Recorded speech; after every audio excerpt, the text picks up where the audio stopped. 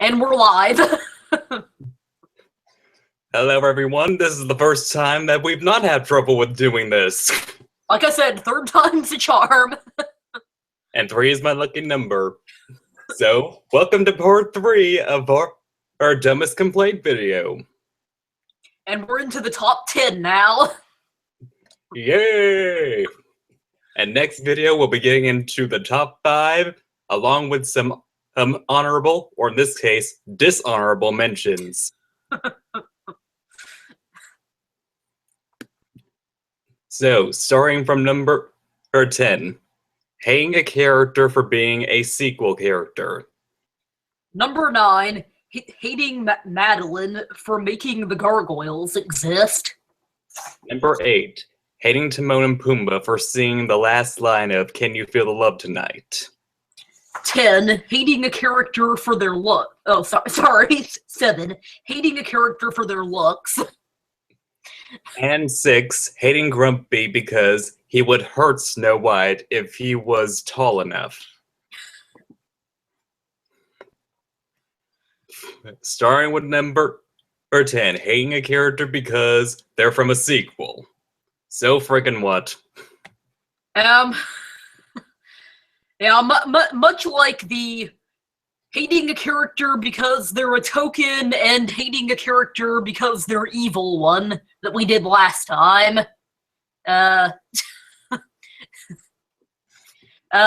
Hating a character just because they're a sequel character is a very, very, very weak reason.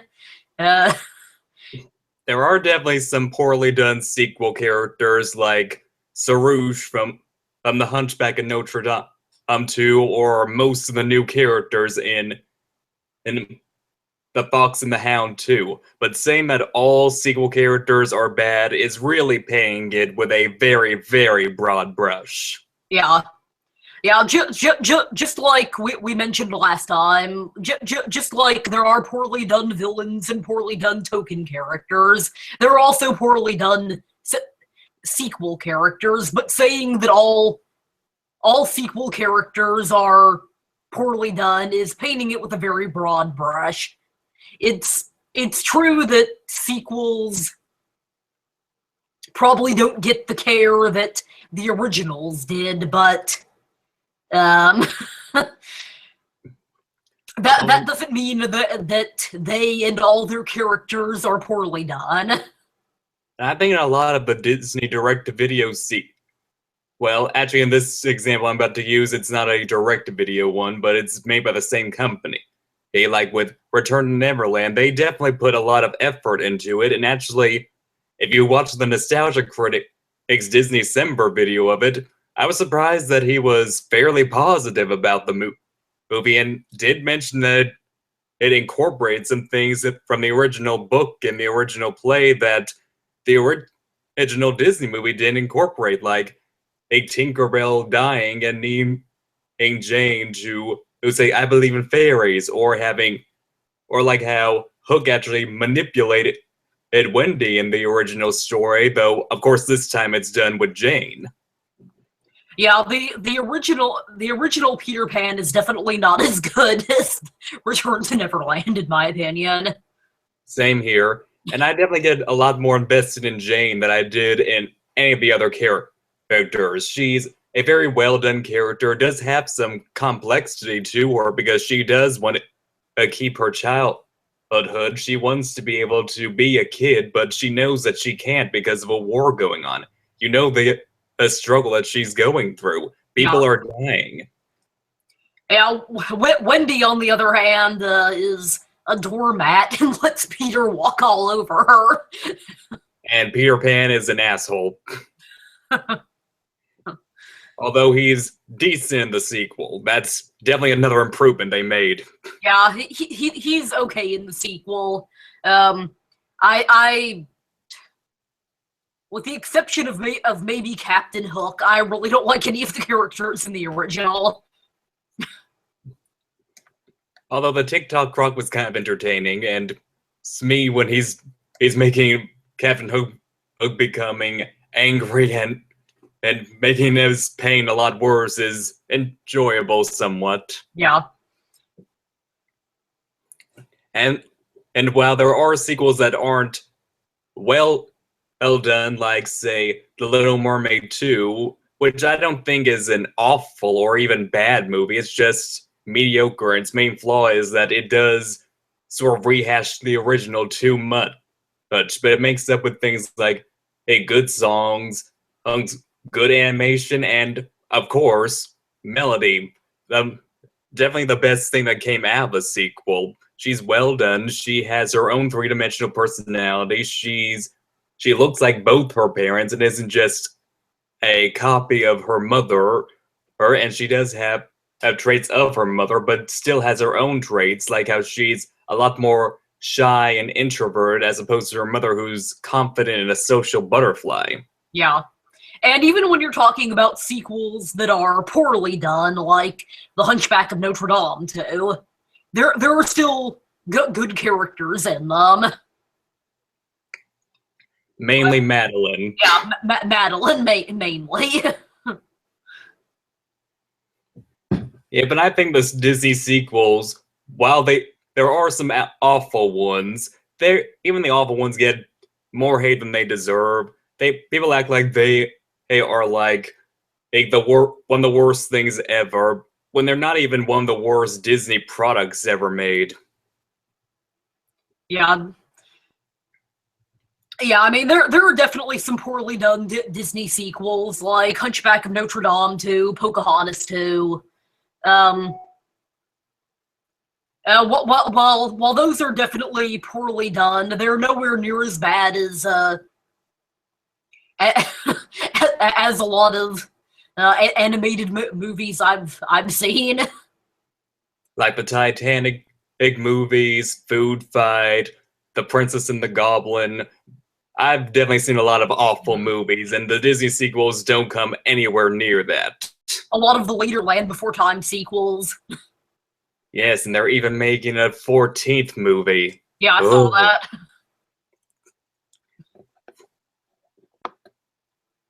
Yeah, Don Bluth himself even said, "When are they going to stop?" So yeah, while there are poorly done sequels and poorly done sequel characters, hating a character just because it's a sequel character is a weak reason, and painting everything with a broad brush. Yep. One of the reasons I haven't chosen to do a character review of someone like Big Angel from Lady and the Tramp M2 is because there's mainly only two complaints I've ever heard about her. Those being, she's a sequel character and she was only made to be a scamp's love interest, and you can't do much of a video review about just two complaints. So that's the main reason she ever gets hate. Otherwise, she's a well-done character, and definitely is probably one of the more popular sequel characters. Mm-hmm. Yeah, I haven't heard a lot of complaints about her compared to a lot of the sequel characters. Like Scamp.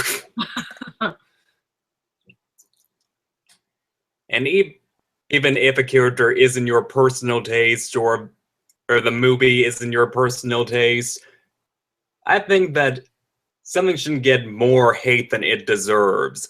Like how I hate Naveen, and I will admit that my hate for him was way extreme back in the day. I actually once when we were dissecting a frog at school, I said on FanPop, I pretended that a frog was Naveen because I hate him that much.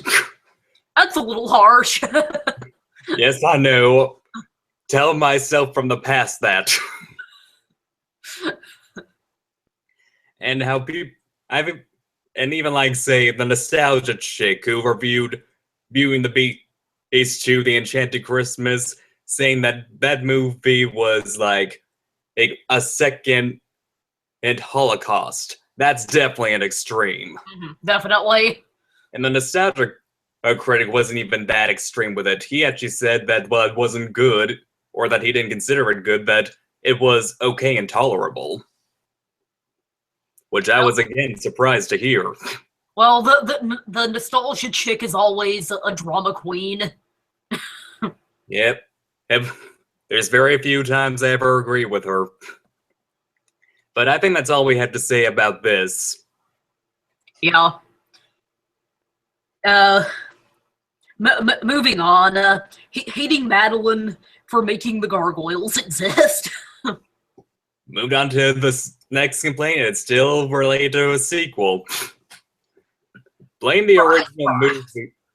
Blame the original movie for that. They already made the gargoyles seem real. I mean, they were actually fighting in the battle. There was no way they could have faked that, or how a gargoyle actually caused Frollo's death, in a way.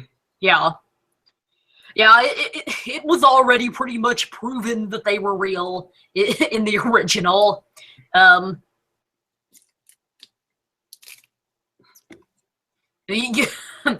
Pretending that Quasimodo was just imagining them fighting in the battle really doesn't make them any less real. Yeah, and again, I think this is more of a complaint with the gargoyles, who I've always thought have gone way, way, way, way too much hate. There are a lot of worse characters out there. Just like the Disney sequels, they're harmless characters. Yeah. Yeah, I mean, I understand that they have kind of over-the-top personalities, so I can understand somebody not liking them, but they're definitely harmless characters, and it's not like they get in the way of the story and interrupt serious scenes or anything like that. Yeah, unlike someone like Olaf, who interrupted a scene and Frozen where Anna's about to knock on the door of Elsa's ice palace, which would be a very emotional moment considering she's always knocked on Elsa's door and it has never opened, and yet he had to ruin it by saying, "Hey, knock. Just knock. Why isn't she knocking? You think she knows how to knock?" Yeah. Yeah, I mean, having comic relief come in at at a serious moment like that really is poor timing. Yes, which is one of the reasons I hate the Kung Fu Panda movies, because they pretty much throw jokes at every moment that they have, whether it's serious or not, and usually ruin the tone. And I think they do serve a purpose in being in Quasimodo's moral guides, because unlike something with Tangled, where it's a fairy tale focusing mainly on emotion, since it is a fairy tale, it's based on Rapunzel, it explains why Rapunzel is still a sweet girl despite being raised by Gothel. But with this, being raised by a cruel man would not have worked. I mean, in the original book, Frollo wasn't even the villain. So it explains why Quasimodo became the kind person he is, and they, especially Laverne, give him good advice about how he needs to break free of Frollo and find his own destiny, even if that destiny does not involve being with Esmeralda. Yeah.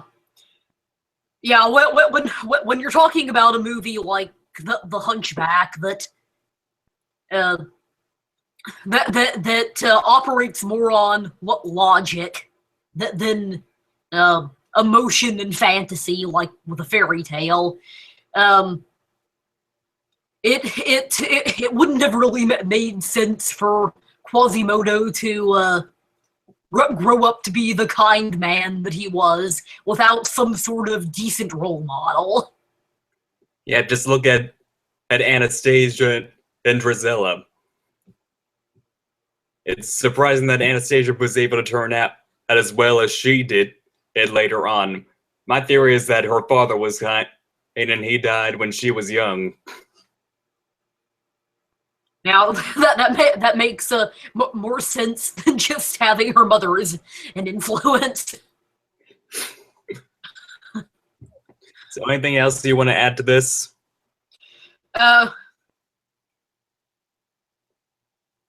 Just,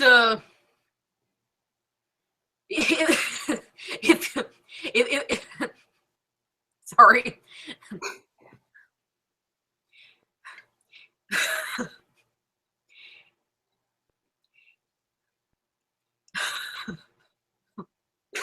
it You got a bad case of the giggles, don't you?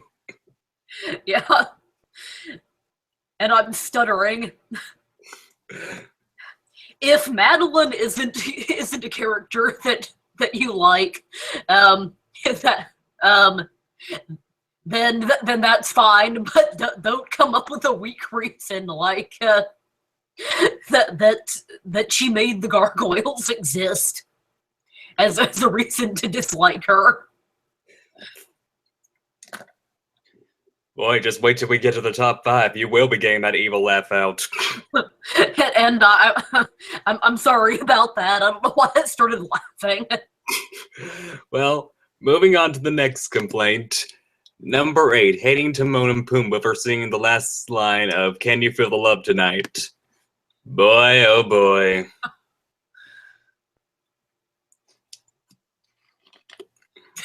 Definitely one of the dumbest ones I've ever heard. You don't even like the characters. Yeah, I'm definitely not a Timon and Pumbaa fan, and I didn't even add this to my reasons for disliking them.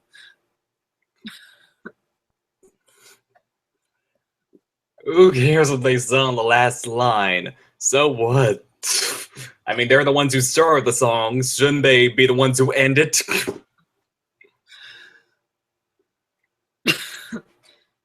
Yeah, who cares if they sung the last line? Should that really be enough of a reason to make you hate them? Maybe it's the whole ruining the tone of a scene, but the scene started out with them and being afraid of losing Simba, who they basically raised as their own son. So, wasn't it sort of more straying towards the whole love scene and then just coming back? Yeah, that's how I always saw it. But no, apparently a lot of fans see it as ruining the romantic tone. Even though Simba and Nala barely have any chemistry, in my opinion. They have a decent amount, in my opinion. It's nothing fantastic. At least they grew up as friends before he ran away. It's definitely a lot more than, say, Anna and Kristoff or Anastasia and Dimitri. Yeah, it's definitely better than those two, but it got nothing on Kiara and Kovu. Yeah. Simba and Nala, I thought that they were a bit better as friends than a romantic couple. Oh well, I guess every Disney movie in the 90s had to have a love interest. Yeah. And plus it is based on Hamlet, and Hamlet did have a love interest who eventually went insane and killed herself. Boy, that would have been something. Very controversial. But not like this movie hasn't gained enough controversy with the word spelling out sex. Boy, oh boy. How would they even spot that? Oh, and apparently, there's also another fan theory that when Simba and Nala roll down the hill during "Can You Feel the Love Tonight," they were making a Kiara. They're having sex. From what I heard, it was called. People said they were making a Kiara. Mm-hmm. Yeah. But yeah, I don't think that we have much to say about this idiotic complaint, since I think it's probably self-explanatory. Yeah, it's just people grasping at straws for reasons to hate them. Speaking as somebody who isn't a fan of them, I can definitely understand why people don't like them. I find them pretty annoying, and their jokes kind of weak, especially the fart jokes with Pumbaa. But come up with a better reason than them singing the last line in Can You Feel the Love Tonight to hate them.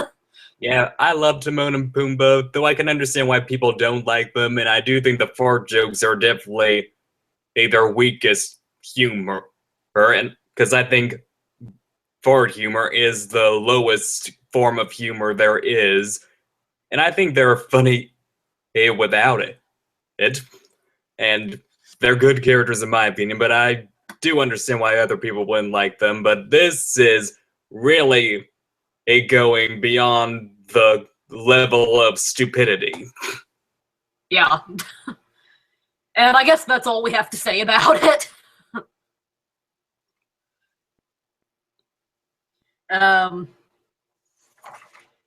Hating a character for their looks. Whether if it's ugly or good looking. Boy, oh boy, how shallow can you get? And surprisingly, the first time we heard this complaint was with, well, actually, I guess the first time was with Lola Bunny, since I guess the whole her being overly sexualized would count as hating her for her looks. Yeah. Though definitely not nearly as sexualized as, say, Jessica Rabbit, who is a good character, and we'll probably do a review of her one day. But none of the characters who we've heard are overly sexualized or anywhere near her level. No. Yeah, we've heard this complaint with a lot of characters, whether it's too pretty, too ugly, overly sexualized, whatever.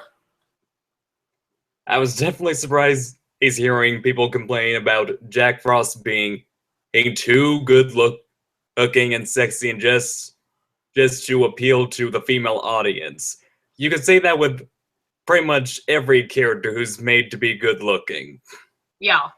Yeah, that could be argued with practically any attractive character.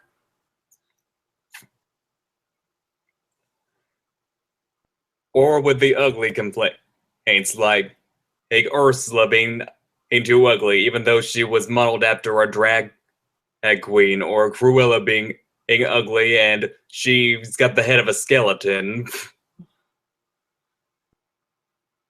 Even though I think she's pretty. Well, she's definitely unique and has a very memorable look. Pretty, I wouldn't say so, but I know you and the unconventional looking ones, and I'm not one to talk since I think Anastasia Tremaine is beautiful in an unconventional way. And I hate a character like Merida, but I don't think she's ugly. I mean, she's not particularly pretty in my opinion. I think she's cute at best and has the face of a 6-month-old baby. But being ugly is not a reason why I hate her. Well, I mean, there are plenty of characters that I love that I don't think are attractive, and plenty of characters that I hate that I find attractive. Yep, I hate Naveen, but I think he's one of the best-looking Disney princes. Yeah, I mean, I hate Iron Man, and I think that that both in animated and live-action form, he's handsome. Yep, if only he didn't have such a horrid personality that people loved, apparently.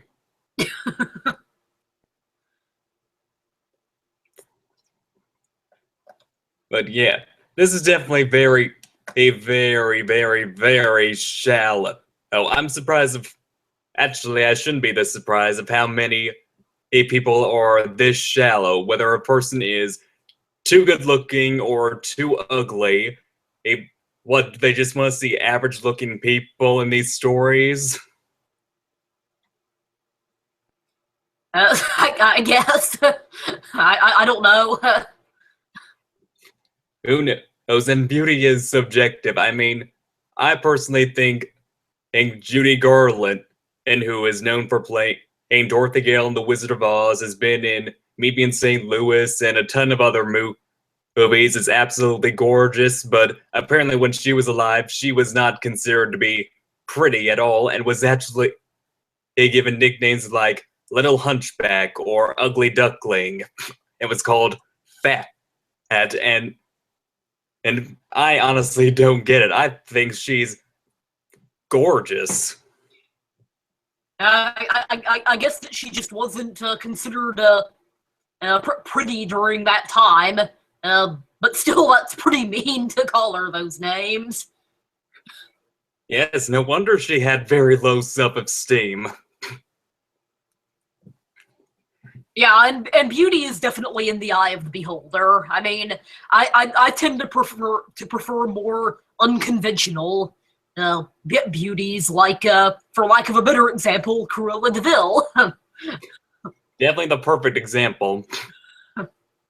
Or how she doesn't think Jasmine is very attractive, but of course, a lot of people think she's gorgeous, including me.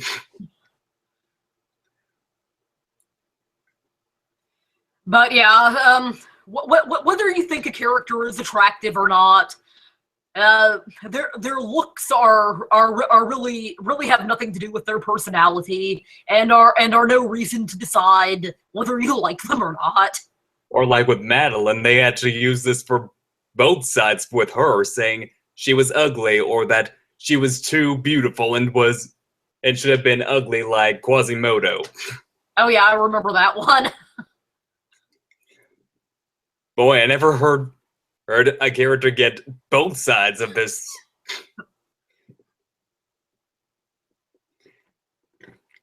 But I guess that's all we have to say, unless you have anything to add. No, that's about all I have to say. Okay, moving on to the final complaint for this video. Hating Grumpy because he would hurt Snow White if he was tall enough. Kill me now. Oh boy. Where did you get that idea? Ay.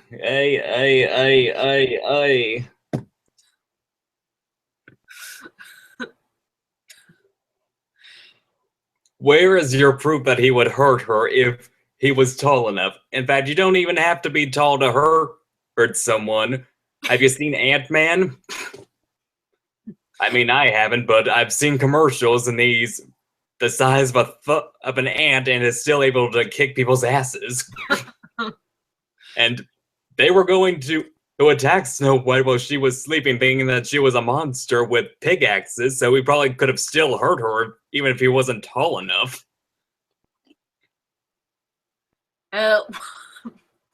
While Grumpy is definitely the most aggressive of the dwarfs, there's no indication in his personality that he would hurt that he would hurt a 14-year-old girl. Yes, and plus, did you people pay attention to the movie? He was the first one who say that we have to save Snow White, and was the one leading him to stop the queen from killing her. And when they were too late, he pointed out that the queen was getting away. Although they didn't question why she looked like a hag. I guess that they knew that that she had magical powers and was able to change her appearance. Good point. Since he did point out she's full of black magic, she can even turn herself invisible. Might be in this room right now.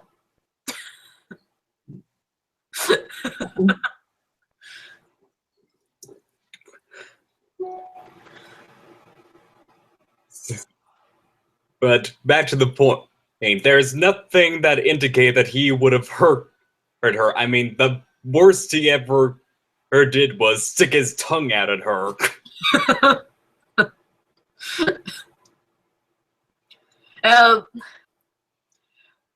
Arguably, the worst he ever did was when they first found her. He said, "Oh, shut up and tell her to get out," and that was before they knew that the evil queen was after her. Yeah, but I doubt it would have taken much convincing to let her stay after that. I don't think he would be that cruel.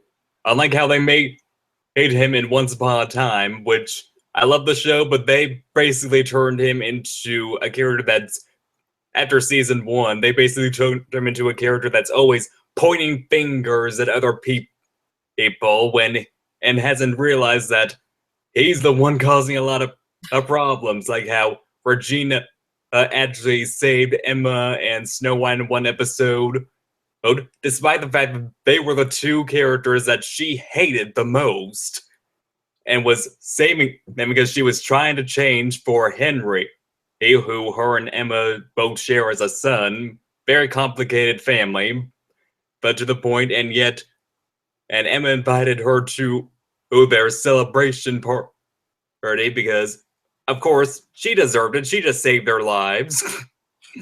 And he just had to make things worse by being someone to point out all the evil things she did, like how she brought out some food and she said, "What was this made with? Poison apples?"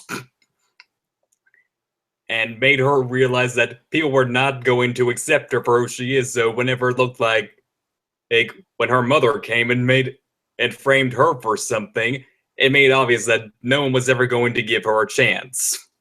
So it was his fault this thing happened. Well, that and her mother. Yeah, that was one of the reasons why I wasn't a big fan of Once Upon a Time. I felt kind of like they ruined Grumpy's character in it. That's nothing compared to the Blue Fairy. Although I do like that they definitely portrayed Peter Pan very accurately. Yeah, they definitely did with him. Yep, and he was apparently even more cruel in the original book, because apparently Neverland wasn't a source of eternal youth, and he would from what I've heard from people who've read the book, he would actually, whenever the Lost Boys got too old, would kill them, and that's how he would stay young or something.